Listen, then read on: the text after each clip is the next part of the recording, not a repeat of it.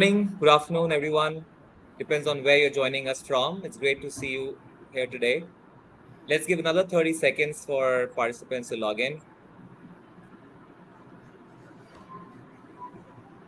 We would love to see where you're joining us from. So please type in your location in the comments.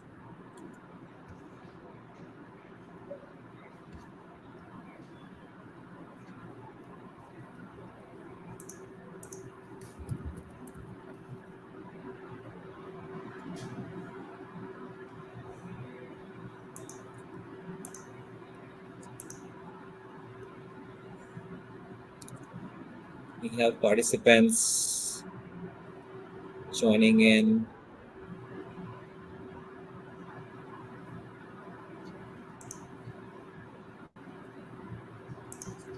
Wow. Okay, so welcome everyone to today's LinkedIn Live on a topic that has been a buzzword from media to the boardroom for last 20 months or so, generative AI. We launched this series of conversations last year to bring on-the-ground perspectives in a more informal and interactive format. We'll explore some of the ongoing questions that are on your minds, such as how are the use cases evolving over the last several months? What is the business impact created? What are the adoption best practices? And how do we scale generative AI with all the challenges and risks associated to it? We would love to hear your comments and questions as we go along. So please type in, and we would love to address them during the discussion or during the Q&A towards the end. As a quick introduction, I am Ashish Sehdev, Vice President with the Everest Group, and I lead our Asia Pacific region. I'm joined by my colleague Susil Menon, Practice Director at Everest Group, and our dear guest Santosh from Policy Bazaar, who's a Chief Data Scientist there and leads technology innovation. So I let Susil and Santosh introduce themselves, and then we'll dive in. Sushil? Great, thank you. Thanks, Ashish. Good morning, good evening to everyone who's joined us. So I'm Sushil Menon. I'm a practice director here at Everest Group. I, along with a few other colleagues, we co-lead what we call the data automation and AI practice here at Everest Group. We basically explore and do research on various aspects of data management, data technologies, analytics, and AI. Happy to be on this. Looking forward to sharing a lot of insights. Santosh, you want to go next? Sure. Good morning, good afternoon, guys, wherever you are. My name is Santosh Bhatt. I lead the tech innovation or what is called as advanced technologies for Policy Bazaar. So for people who don't know Policy Bazaar is a web aggregator plus a broker in the insurance space in India. I mean, actually, we also do the Middle East. So we are the country's largest web aggregator, and about 90% of the policies that are sold in India online are actually through Policy Bazaar, at least as of now. I've been with Policy Bazaar for close to 5 years now. So lot of things happening, right? So I'm happy to kind of share some of my experiences here. Excellent. Welcome, Santosh, and thank you for sparing your time with us today. I'm sure this will be very interesting for our audience, trying to learn around the experiences of Policy Bazaar as an organization and the kind of complexity and the amount of data that you deal with. So again, great to have you with us. So let's talk about last few months. Generative AI has come a long way since its inception. We're starting to see it being infused or embedded into other software products, technologies.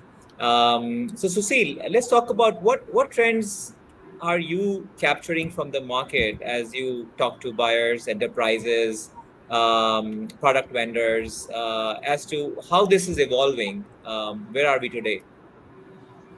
Yep. Thanks for that, Ashish. So I think parts of it you already mentioned, but overarchingly, I think the hype is sort of plateauing now, right? So the initial hype that existed in terms of, this is going to be the miracle technology, I think that's sort of plateauing right now. There's a deeper understanding that, there are certain specific kinds of use cases that it can deliver a lot of good value in. there is also a shift in the mindset in terms of what can I use Gen AI for versus where can it bring value to me, right? So that conversation is starting to switch. There's also an evolution from the technical aspect as well, right? So I think we've become much better from a multimodality perspective. We've also seen a lot more work from an open source perspective come in as well. There's also an understanding that you don't necessarily have to go out and buy the biggest, the highest priced item just to figure it out. You can still experiment with open source. There are also there's also an understanding of how to scale this, right? So where are areas that it's scaling in? We are starting to get some early insights into what are those areas of productivity that it's impacting, right? So typical things like, say, from a even a software development perspective, whether it be in code generation or test case generation, those seem to be the areas wherein the maximum amount of productivity gains, at least from a soft SDLC perspective, seem to be lying.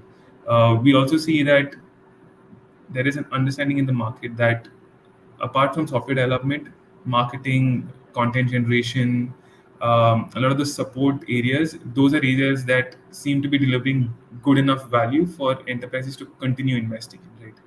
Everywhere else, there's still a very big cost risk equation that's not completely panned out. Over time, we've also seen regulation evolve. We've seen the EU AI Act come up. I think just this week, the US also, the Bureau of Standards came out with some amount of regulation on how to report it and how to track it. So there is a regulation angle as well that's evolving. We also see that from an organizational standpoint, there are certain efforts to centralize some of these technology efforts, right? So we are seeing more efforts on compliance. We're seeing at least certain very large enterprises thinking of new roles like, say, a responsible AI officer, so that they can aggregate certain best practices, aggregate certain governance practices, and then create a sort of policy layer that can help enable each and every team within an enterprise. So not necessarily owning the development, but rather owning, the selection of these tools, the development of the policies and the governance. So these are some of the things that we're seeing evolving and come up right now. Yeah, lots of I think from the pilots and in the early times to now more solid use cases, we are seeing those, and we'll talk about that, Santosh. So when you look at Policy Bazaar, right from the sales, which is the big aspect of your business, and then there is the customer service, customer experience, and the downstream business. What are some of the use cases that you are seeing progressing? And again, reflect on your journey when you started with starting to organize data and then started to build some AI models, machine learning models, to now more sophisticated use of Gen AI. How has that journey been, and what are some of the primary use cases that you've executed on? Sure. So Ashish, so I mean, before we actually get into some of those questions, I think Hmm. let's kind of, let me kind of start with how our business is structured, or essentially some of the challenges that kind of, surface when we actually try to solve some of this, right? Sure. Policy Bazaar, as I mentioned, is I mean, is a aggregator of all kinds of insurances, right? So basically, one, in the general insurance space, you have something which is mandatory, which is like your two-wheeler and a car insurance, and then you have some of the discretionary kind of insurances like your health insurance and term, or essentially some savings plans as well, right? So now, if you think about it, in the discretionary part, I mean, even today in India, I think the biggest challenge is actually getting people to kind of, invest the money in, in simple words, actually, sales is still a big, basically challenge, right? I mean, people by themselves don't want to buy insurance. I mean, at the end of it, it's not like, you're not getting a product like a cell phone when you're buying it from some e-commerce company, right? So now, and we are still at that stage, right? I mean, in India. So, and the way our business is structured, like, basically most of it is online. So people come, they come to our website or app, and then they basically have a, they start looking at some of the products, and they also give us a consent for basically a discussion. That's where it kind of starts. There is a contact center. Moment the, what we call as a lead, the lead gets actually registered in our system, we actually have agents call the customers, and sometimes these conversations go for many weeks, right? So many weeks, over couple of hours at least on an average. That's the time taken to kind of, eventually for a customer to kind of get convinced. So I'm sure we all have, we all can relate to that, right? At some point of time. yeah, so that's basically the journey. And then post the booking, then there is a series of things depending on which product. I mean, sometimes in the term insurance you have to go for medical and so on and so forth, eventually till the policy issue is issued. Now let's look at basically how generative. I mean, let's. So even before AI, I mean, generative AI came in, right? What were we doing? We were actually solving a large, I mean, a similar set of problems, because for us, basically the productivity of our advisors in our contact center is actually super important, right? Now, what is the fundamental building block of all of this for any, AI models to work is the data, right? And we actually generate significant amount of unstructured data. Be it, I mean, so think of it, right? Like tens of thousands of hours of calls a day. Now you actually have to, I mean, for anything to be meaningful, you have to convert that into text, and then you start working on that text, right? I mean, in simple words. Now, all of so you need to have a proper data platform to handle such volumes of, unstructured data. So prior to start the Gen AI journey, we were still working on some bird-based model, some language models of the previous generation, right? Now, what Gen AI actually has helped us is basic. I mean, and I have to be categorical saying that we were one of the earliest adopters of Gen AI, at least in India, in this space, right? So we started about almost a couple of years back, right, with the earliest one, and now we are at a stage where we actually know what doesn't work, right? I mean, what works and what doesn't work. In particular, what doesn't work with some of these Gen AI models. Yep. Um, so so basically, now if you think about, like, in the earlier days, for several thousands of calls and these advisors, the auditing used to happen only about for about 2 to 4% of the calls, right? I mean, that's all you can, as in a manual world. Now today we're actually looking at 100% of the calls being audited.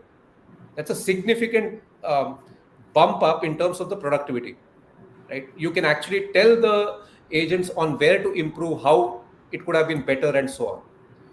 Now, what's also started happening is with generative AI, I mean, basically all the LLMs and coming into the entire framework, we've been able to understand what the customer is expecting.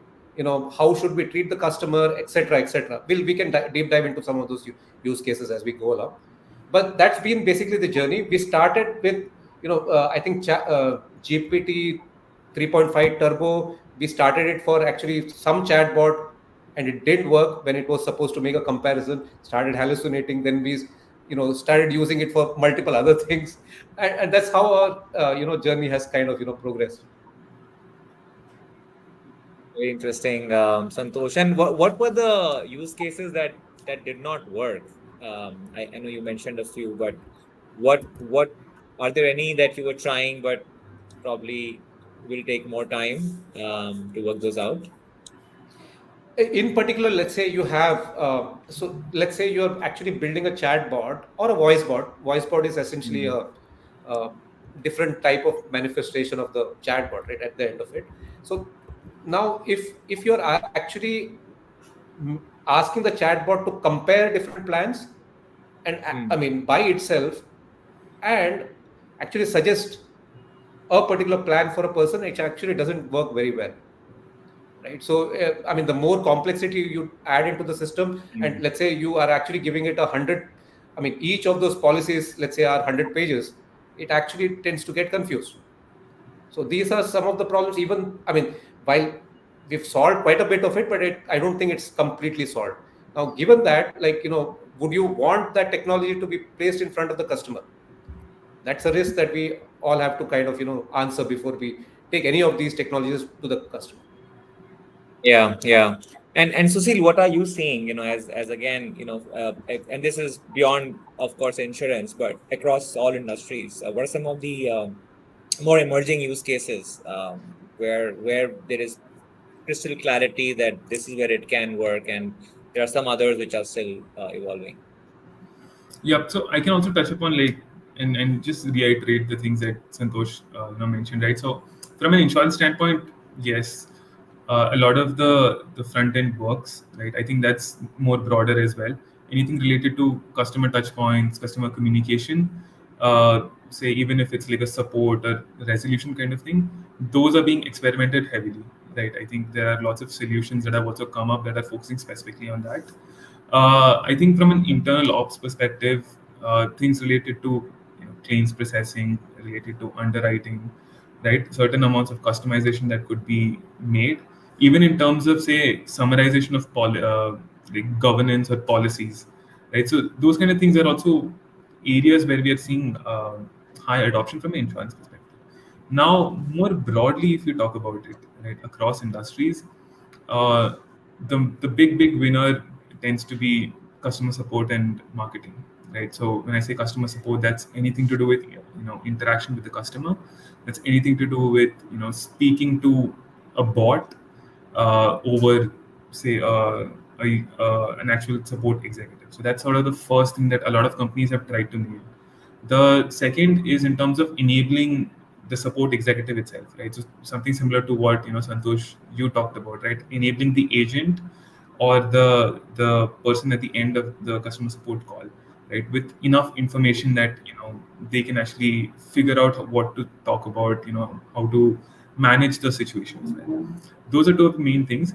Now, from a marketing perspective, we've also seen a rapid adoption, in terms of content generation, acceleration of pipelines when it comes to video, image, all of that, right? So that entire life cycle seems to have taken a world of its own, right? There are a bunch of tools, there are entire workflows that companies have developed, and there's effectively an element of ultra personalization, right? In terms of how do you get more personalized at a very high scale, and how do you use that for better marketing, right? The third one, interestingly, is more from an SDLC standpoint. We do see a lot of impact when it comes to code generation, right? Helping software developers write code, stuff that you would spend hours looking for on Stack Overflow and reading through and getting yourself humiliated with answers to your questions. Now that tends to be more natural when you sort of ask ChatGPT, right? If you still want to get humiliated, I think there is a sort of a sub ChatGPT version that's called that's on Stack Overflow that will sort of humiliate you first and then give you the answer. But so lots of interesting customizations. The other thing from an SDLC perspective is test or quality assurance in general, right? So how do you improve the test and the test automation pipeline? So those are some of the areas that we are seeing broadly and more focused on the insurance industry, areas that we're seeing moving and catching on. Yeah, yeah. Thanks, Susil. And you pointed out something around technology. So let me take that cue. Santosh, from a technology standpoint, from a maturity and from where it is, and the kind of options for somebody who is now thinking about either starting that journey, or somebody who has made some pilots but are now thinking of big investments. How do you think about the whole technology aspect? Whether it is the open source versus proprietary models, whether it is LLMs or small language models, whether it is some of the other investments around multimodal for the enterprise, and so on and so forth. How is that evolved over the last 6 to 8 months? So, yeah, it's a good question. So, I think still, I would think all early days, like, basically, I can share Mm. some of my experiences. So, when we started, I think there was very limited options in terms of basically the open source and alternatives and so on. So, we started with GPT, I mean, Chat GPT, and then even today we use Chat GPT to some extent.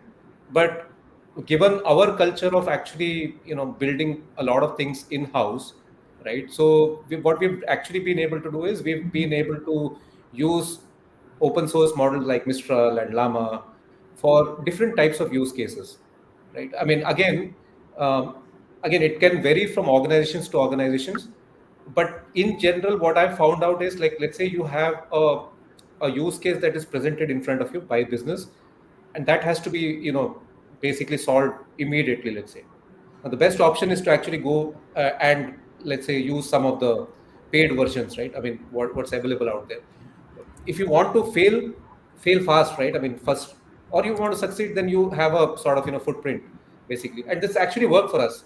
All the smaller use cases, you kind of go, use, say, chat GPT and so on. Let's say you're looking at very nuanced use cases, like, for example, call summarization. You can potentially do that even using GPT, but I mean, chat GPT or the paid, LLMs. But what we found out is, like, if you prepare the data well, you train your own, fine tune, rather fine tune your own set of language models, it tends to actually give you better results, if not, I mean, or similar results. But then it would depend on the team who's actually implementing, and then there is a cost angle to it as well, right? So I think that a mini version is actually the cheapest out of the lots, but unfortunately, I think in India, if you're an insurance company, you may want to check all the guidelines, because you're supposed to, data is not supposed to leave the country and so on. You have to make those decisions as well. But again, it depends on where you are, how you're thinking. But if you actually want to do something quickly, you have certain options there. And then the longer term is something that you could evaluate, right, using some of the open source, which has actually evolved right now. I'll throw Yeah, another yeah, wrench into that, right, Ashish? So we've also yep, seen some use cases wherein companies end up thinking, maybe it's not just one model. So for just one use case, maybe there's sort of a fork when it's easier to use one model and then it's easier to use another model within the same use case. So we've seen folks build like a wrapper or a wrapper application, and then eventually, in the sort of application layer, in the code itself, they just end up calling whichever model is more convenient basis their assessment of what the task is. So it can be, within the same use case itself, you can just have options of which model to use. Again, depending on how many tokens you're using, is does that have a cost implication? Should I use it more internal, like open source, or should I be just getting it fast out the door and use ChatGPT or something like that, right? So there are a lot of other considerations as well, and there are other evolving models wherein it's more of an amalgamation of various LLMs as well.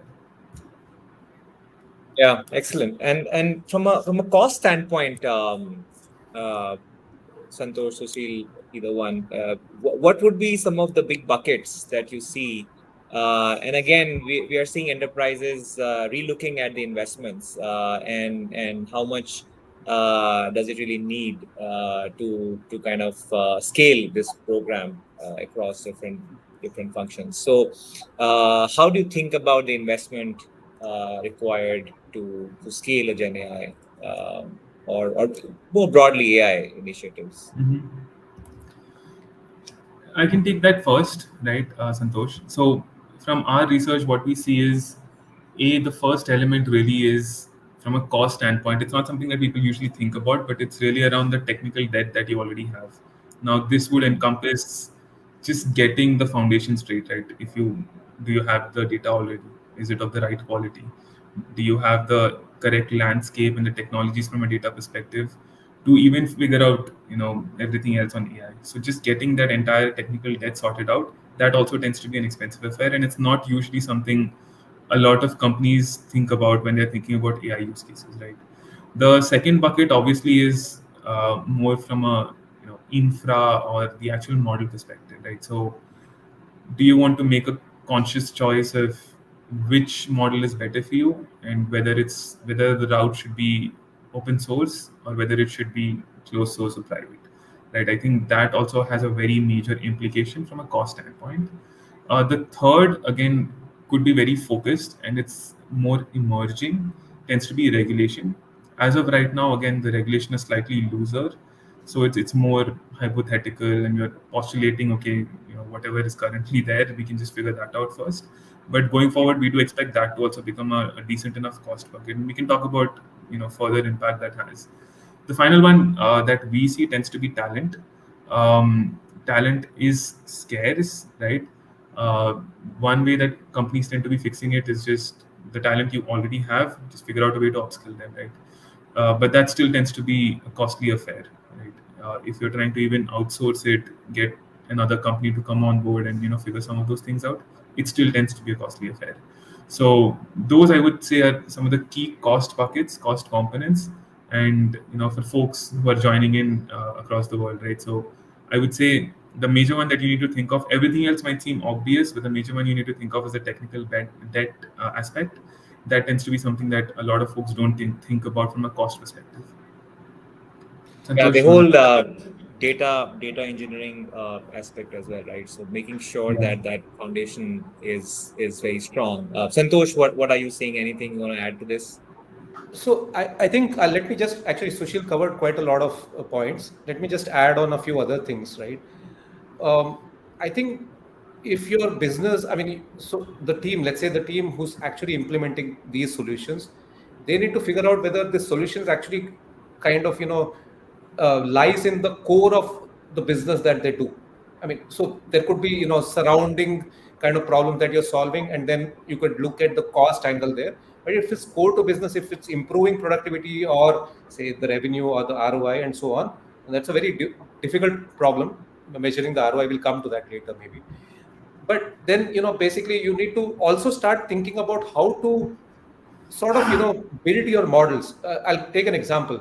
Now these costs basically of LLMs, unless you are on your own fine-tuned models and so on, if you're actually hitting some paid versions, this can pretty much go out of hand, and there's really no ceiling to it, right? Basically you just the number of tokens, the input tokens and the output tokens, you have to be super careful. And that's where like Sushil mentioned, the talent is actually scarce. It's not available. I mean, and basically, you know, and reskilling some of those actually has not worked, at least for us, right? So that's where we are. But you need to think about where what kind of problems you're trying to solve, and whether the cost is actually justified. And then you need to also, when in your POCs, you need to assess as to what actually the cost of one hit would be, and based on that, you make your calculations, right? That's one. And then there are other cost buckets, like you mentioned, like where do you store that data? How do you make it available to other users or customers? So pretty much a lot of that would also be kind of yes, data engineering, actually, like the data platform, the entire pipelining is a super important aspect of all of this. Yeah, yeah. And Santosh, you did allude to ROI, and over the last 6-8 months, of course, a lot of questions, a lot of data also has emerged from organizations which have been early adopters of Gen AI. A lot of it that we've seen is still on the efficiency and productivity side, but again, there are attempts to look at business impact. So let me ask you, Santosh, what are you seeing as ROI? Are you measuring it? Are you seeing, or how are you measuring it, and what kind of ROI are you seeing? I think it's still very early days for this technology. And then, so majority of the use cases that we've been able to solve is around basically business productivity or efficiency and so on, right? There is that other angle of customer experience, which is actually largely sort of, it's very difficult to measure. I'll give you one scenario. So Hmm. in the car insurance, you know, use case, or basically this life cycle, what happens is, let's say your car, your policy is actually expired. You have to go through an inspection process, right? Before, and basically submit it to the insurer before they actually look at it, and then they actually issue you a policy. It's a mandatory step, right? I mean, so earlier, with nothing around, like it would take maybe a couple of days for them, or a day at least, to base, or a few hours at least, to kind of come to a conclusion whether this video was actually good enough to kind of cater to the insurer demands and so on, right? Now today, with the multimodal, I mean, we've been able to do this. Now today, the customer is actually able to get a response in just a few minutes, like a couple of minutes, right? You could potentially do it. I mean, the next logical extension would be the real time as well, give him in real time feedback, but that's work in progress for us. But in a couple of minutes, you actually get a response saying that, these are the issues that we see. Please recorrect and, upload your video again. Now, but the question is, I mean, I know that, I mean, there is a significant productivity gain, but how do you measure it from the customer side? Right? I mean, customer satisfaction is one, but again, very few people tend to actually give you responses. So that's the measurement is a problem. So most of our use cases has been around business productivity, but I'll state this, right? The business productivity actually means revenue also for us, although indirectly. Right, right. Yeah, that makes sense. Again, I think, and it'll be interesting to see. Maybe we'll keep talking and see what kind of ROI do you see maybe in the next coming months from this the business impact aspect, more on the revenue side of the story. Let's talk about risk and concerns, and that has been a topic of discussion from day one of generative AI. And again, a lot of research we've done on this space. Four primary buckets of risks around data privacy, safety, hallucinations, responsibility and ownership, as well as bias and ethical issues. So let me invite Susil. Susil, what are your take on the risks? And as the technology has evolved and some of the more mature governance mechanisms are being put in place, what are you seeing as the risks and concerns as of now, and what do you see could come up in the future? Yep, and so I think I touched upon this slightly, earlier on the conversation as well, from a responsible AI standpoint. But when we talk about the broad buckets that we look at, right, from a Mm, data privacy and safety standpoint, I think so. The first layer is that there are platforms that are emerging, right? There were already sort of governance products, softwares that were already available in the market, say like Collabra. There are lots of ones that are focused on data cataloging that are now expanding as well, right? That's a very secular trend that is continuing forward, right? What we're seeing is that sort of transitioning into an AI lens as well. So how there are certain AI specific governance platforms that are emerging, right? So it's becoming a platformization game, right? There are more templatized ways that are emerging to deal with governance, safety, and risk. From a hallucination standpoint, I think two things are happening. I think the at the source stage, right, wherein you have all these LLM companies, they're starting to become a lot more cognizant of how to fix hallucinations. So that's obviously happening at their end. It's not something that a lot of customers tend to have control over. But more from an enterprise lens, I think there is a lot more fine tuning, right, that is happening. A lot more training of models on your own data or sort of adjacent related data, right? And that's helping with reducing hallucinations to an extent, right? So that's the second thing that we are seeing from a hallucination standpoint. Now, the third thing that we think about is the ownership and the responsibility angle. Broadly, I think from a content standpoint, it's still very evolving, right? There are still lawsuits that are going on, etc. Right, from the Writers Guild to ownership. I remember that Adobe very out of the blue changed its policy that anything that's built on Adobe can be utilized to train its own models, and everyone just freaked out. So, and then they had to sort of backtrack that because of outreach, right? So there is an evolution from an ownership standpoint, but from our vantage point, from an enterprise ownership standpoint, we are seeing some amount of centralization. We are seeing dedicated teams or dedicated individual roles coming up that are focused on ownership of this, right? Either ownership of the policy, ownership of the governance, or ownership of in the enablement of the technology layer. Not necessarily the development of all the use cases, but rather like a central AI officer of sorts, right, or a responsible AI officer of sorts. And that centralization is bringing a lot more conversation about ownership into focus within an enterprise. The final thing that is, more from an ethicality standpoint is there is just more evolution and understanding of what can and should be done. It's just a more evolving understanding, right? So those are the main pillars.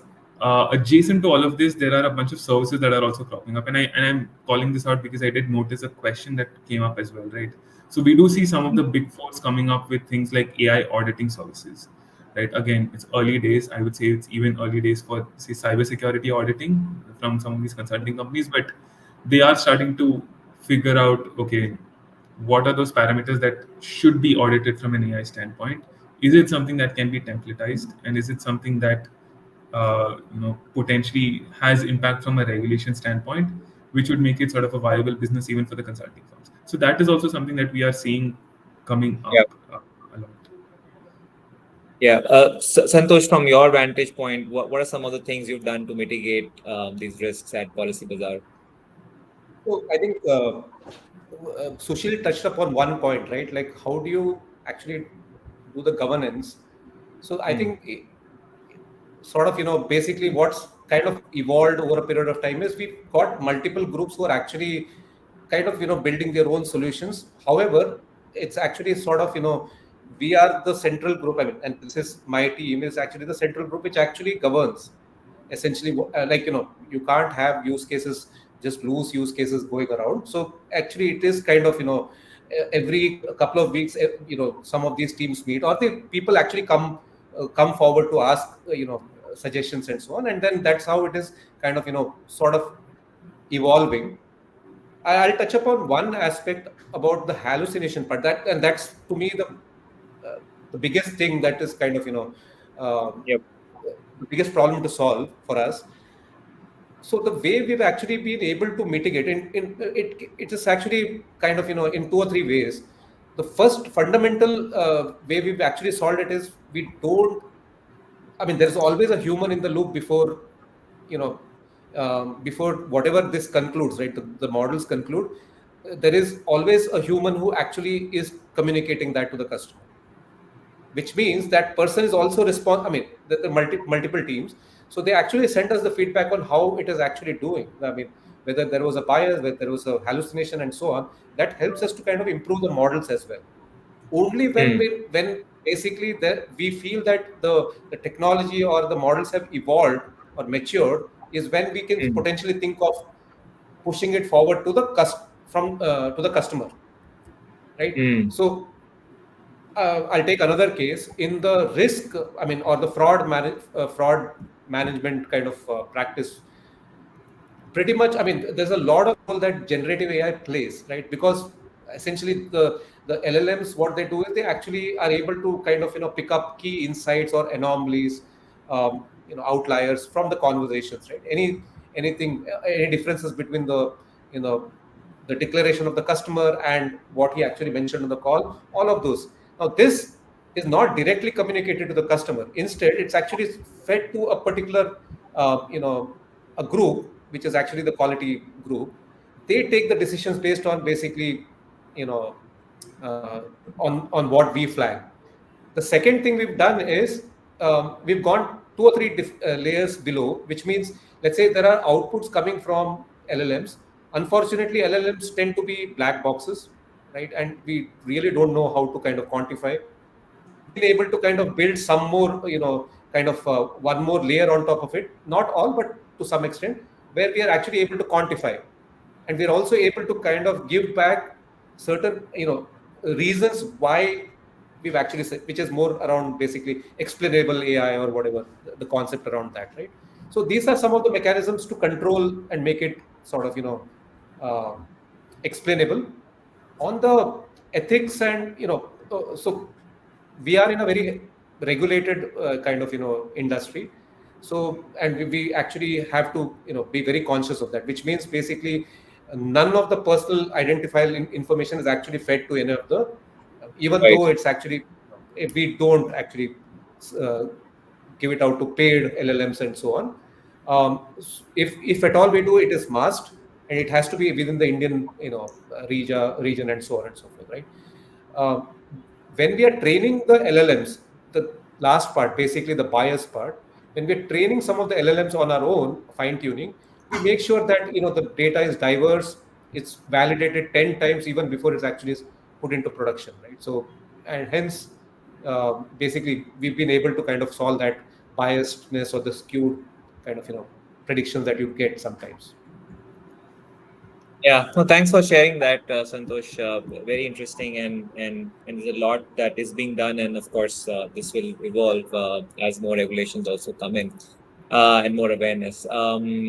Just for our viewers, just wanted to point out that if as you sign up, you should be able to download a complimentary copy of one of our reports, which is around capturing the generative AI pulse.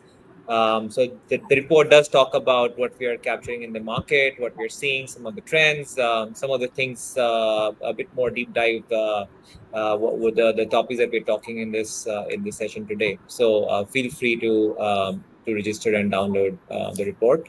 We also have a bunch of questions, and one of the questions is actually what I wanted to talk next, which is around how do you become AI ready? And a big part of that is the data foundation, Susil, we talked about. So, and it's pretty obvious that that's one of the key requisites of building generative AI, right? So, what are some of your thoughts around building blocks from a data standpoint to implement AI as well as generative AI going forward? Yeah, I think I'll also address the question that's asked at a broader Right. level. I think Yeah. um, one of the things that is initially something that a lot of companies should do, and we see a lot of large companies do it, but it's not the same case for smaller companies. But you do need to sit down and figure out what are the use cases that affect my business most, right? So similar to what Santosh said, what are those that are core to my business, and what are those that are sort of adjacent and can help me with some kind of productivity or customer interaction. Getting that first, then figuring out you know a way to sort of experiment with them, and parallelly also figure out if one of those were to scale, what are the other underlying things that I need to change, right? So, from a data modernization standpoint, right, and that's where that comes from. Now, when it comes to modernization, I think one of the first things that a lot of companies have started to do is move to one of these sort of data lake platforms, right? So, Snowflake or could be Databricks or any of those kind of ones, and just figure out a way to aggregate everything in one place, and a place wherein you can scale it in a better fashion, right? What's also happening is that playing with the data is starting to become a little bit more interesting, right? So some of these companies, even Tableau, I think Snowflake as well, they're starting to do a bit more of what we call AI for BI. So essentially, you can actually interact with the data that's just on the infrastructure, and you can figure out insight in a more conversational manner. Again, it's a work in progress for a lot of these companies, but it's one thing that it's a sort of additional benefit of just modernizing, right? Now, once you've modernized it, there are other elements that you need to figure out. I think we've talked a lot about the governance element, but that's the other element. Once you start modernizing, that you quickly realize we need to figure out a better way to catalog my metadata, right? And figure out a better way to have good policies, maybe develop some kind of a data mesh perspective wherein I can enable the correct teams with the right amount of data, so that if they want to go and dive into specific AI projects, they have the ability to do that, right? That entire pipeline needs to be set up, and it goes back to that centralization theme that Santosh also talked about. That the central team, the core idea needs to be enablement. Now, enablement from a policy perspective, enablement from a governance perspective, but also enablement from a technology perspective, right? So getting data out to them with the right policies, with the right access. The eventual thing is also that there are a lot of companies that do not even have the basics required for some of this machine learning, or you know say even knowledge graphs, or moving on to vector databases, even things like that. A lot of companies haven't really thought about or done, right? So that's another thing that we feel it's important. I keep going back to this really interesting story that one of the largest insurers in Germany actually run their entire risk models in Excel. So it's very much still old school for them, and they've not really made an effort to sort of figure out a way to make it better. There's another example in a banking client wherein they've gotten onto Salesforce. It's great, right? They're starting to track everything from a sales marketing perspective, but now they have four entries for like different banks, because everybody just goes and keeps creating entries. So people have adopted technology. I think the past sort of 5-10 years, people have started adopting a lot of interesting technologies from a data standpoint, be it CDPs, CRMs, right? All sorts of things. Not all of them have already realized the true value of that. And unless you have that foundational layer, the true value of AI will still also be elusive, right? So that's our quick take on this. Santosh, I'll let you add if you have any sort of interesting personal example as well. I think you've kind of covered most of the things. I mean, I think for any company to be AI ready, I think the fundamental building block is data.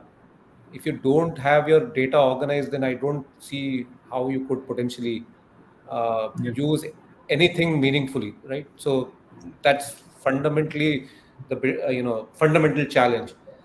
The second one is again, even within people who are trying this out, I think is to have a governance mechanism. Otherwise, you're going to actually. Uh, I mean, let me step back a bit. I believe uh, Gen AI actually has actually democratized AI to a large extent. Earlier, used to be in the labs a few years back, and now it's not. So, but to keep that under control, and I believe everybody in the organization is already using some part of it, whether it's at least in the software part, or in fact, I was surprised when our legal team is actually also using, this for reviewing it, and at least as a personal assistant. So I believe it is democratized, but I think it is very important for for one team to actually assume the role of governance actually, right? So these are the two big things as I see, which is really important for AI adoption. The third one obviously is the talent. I mean, having, I mean, even in the core team, I think they need to understand basically how what use cases generative AI can solve versus what kind of problems are solved with conventional machine learning and so on, right? So you need to also have that team.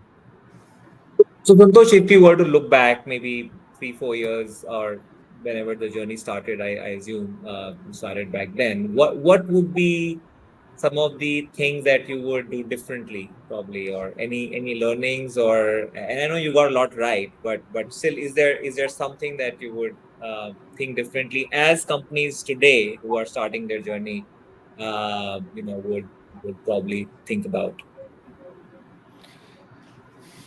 I think so let me step back. It's a very interesting question. Um, 3 to 4 years back, the kind of I mean, see what's really happened for us as a data science team, and for me, who's been doing this for the last 20 odd years. Um, you know, it's helped us leapfrog, right? Essentially, so now in between there was a phase where we were actually sort of trying to take these LLM models particularly and force fit them into everything. That's that's one mistake that I think we did, which I would never repeat again. I mean, I mean, obviously it helped us kind of understand the limitations of what it can do and not do. Right. So now, if basically if I were to correct something, I would actually do that. The second thing is basically um, some of these models which they're still evolving. I would actually have started it way upfront, in the sense like the way, if I were to kind of start thinking, if there were better models in the open source, I would have actually done it then. But yeah, that's basically how I think about it. Yeah, no, very interesting. We do have a couple of questions. Let me see if we can take. I know we're almost on top of the hour, but what are your views on AI readiness audit? Anyone wants to take that? I can take that, right? So I think it's something that we have seen emerging, right? It is something that we see quite a few service providers already do, right, to an extent. Um, and when we talk about, it may not necessarily be called an audit perspective specifically, but it generally tends to be sort of called like a AI readiness assessment of some sort, right? And that's what we have seen is in most services engagements, that's typically the first step. As you would sort of, talk about, say, even in cloud migration or in any kind of, say, even data modernization, the first step tends to be some kind of assessment. Even out here, what we're realizing is the assessment is around, do you have the right data? Is it of the right quality? Do you have the right infrastructure, right? uh, what beyond this do you need to understand, right? So do you have the right organizational structure? Do you have the right change management processes, right? How much of this does actually impact you? Like, is it potentially a large enough impact that you should be investing money into this? So all of this tends to be something that we do see a lot of companies wanting to do. And the past 1 year, I think there have been a lot of POCs, and a lot of POCs, the fundamental idea has started with something like an AI readiness assessment, right? So yeah, I think I'm not sure where the question Yep. is coming from, but Yeah. I think, yeah, it's something that's very important. Okay. There is a question around real world success stories, and I think we have discussed a lot of use cases from the real world, during this conversation. There's one question around, follow up question on the AI readiness question, which is about what would be the cost implications in terms of capex, and is that a must, and what do we need to be careful of? Santosh, you want to take it? Uh, Yeah, it really depends. If you're actually going to use some of the paid versions of LLMs, I think that would not be a capex. It would be more of an opex. In our case, because we've actually uh, built our own private data center where we've actually bought our own GPU infrastructure and actually building our own fine-tuned models. Not all, but so there is capex. But if you look at basically the capex versus the event, I mean, if I'm actually doing a cost benefit analysis, it turns out to be better for us. So I'm not sure I completely understand, but in terms of, yeah, I mean that's basically it, right? Like I think a large set of companies are actually on the paid version, which means it's more on the OPEX side, is what I Yeah, understand. the way I would add to that is it's it's very unique for each enterprise. The total cost of ownership equation, it's very specific on what you're trying to do and what industry you operate in, and how you can sort of manage that cost within, say, the industry you're in. So the other thing I think is, I also saw sort of, something about, food habits, or, how do you sort of track that? I think observability, FinOps, that is something that you should keep in mind when you're starting out, right? I think that's one of the mistakes that everyone made in the cloud era, just putting everything on cloud and just forgetting that, okay, it's going to scale up into a giant bill one day. So one other sort of caution I would give people is, okay, maybe even if you're not doing it in a capex model, just think of it from an observability standpoint and from a FinOps standpoint. Just ensure that you have governance to figure out, okay, this is the limit at which I'll stop spending, or reduce my spending. All right. Yeah, So I there's think no we're almost real. on top of the hour. Santosh, yeah, please, can you complete the point? No, just adding to Sushil, there is no real limit, right, to spending, and the number of use cases will keep increasing multifold, and then suddenly you realize your bills are like something else. Yeah, that tends to Yeah. happen on the data side as well with Databricks and Snowflake. So it's So let's wrap up with maybe one or two key takeaways. Sushil, what would you leave our audience behind, especially the enterprises which are still embarking on the journey, maybe have done some pilots but are thinking through their strategy? What would be your one or two key takeaways, suggestions? suggestions. So the first one, I think, again, the in-person validation that Santosh can also offer, that try to figure out a centralized team, right? Try to figure out a single core team that can give you the technology, the enablement of the technology, the enablement of the governance. That will be important. Not so much from controlling everything, but more from sort of just enabling it in the right sense and the with the right mechanisms. I would say that's the first one.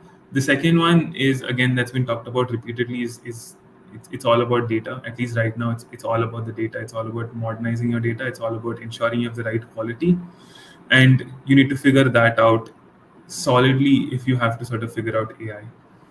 So those would be my two key takeaways. Santosh? Right. Santosh? My two key takeaways is the second one becomes the first one, which means your data should essentially be the starting point. If your data is not good enough, I think there's no point in asking any you know uh, the second key takeaway is basically you need to have a strategy on how you're going to use all of this gen AI. So is there a POC? What will you kind of do your POC on? If you have to do something, do it fast, and then that actually gives you a window to kind of to evaluate whether to scale up or not. To me, generative AI, or basically this is only evolving and getting better. Here, almost like and as I said, possibly one of the most important kind of technology that has come in the last few decades. So it will only get better, right? So obviously you need to, as a leader, you need to figure out, what are the key use cases you're going to start off with, basically, right? And then everything will happen. Yeah, yeah. All right. So thank you so much, Santosh and Sushil. It was a very interesting conversation. And Santosh, especially thanks for giving this time to us and sharing some of your practical on the ground insights. Sushil, thanks for sharing the perspectives. And thanks to our lovely audience for interacting with us. I see a lot of questions. We took some of those. During the conversation. But if there is anything we can come back to you with, any burning questions, ideas, suggestions, please feel free to write to us. We would love to address those in our subsequent sessions and also in our upcoming reports. Please do sign up for the complimentary copy. It's yours to have. And until our next session, we'll sign off for today. Thank you again, everyone, for attending this, and wish you have a good day. Thank you. Bye-bye. Thank you. Thank you. Thanks, Ashish. Thanks, Sushil. Thank Thank you, you. Thank guys. you, Everyone. Santosh.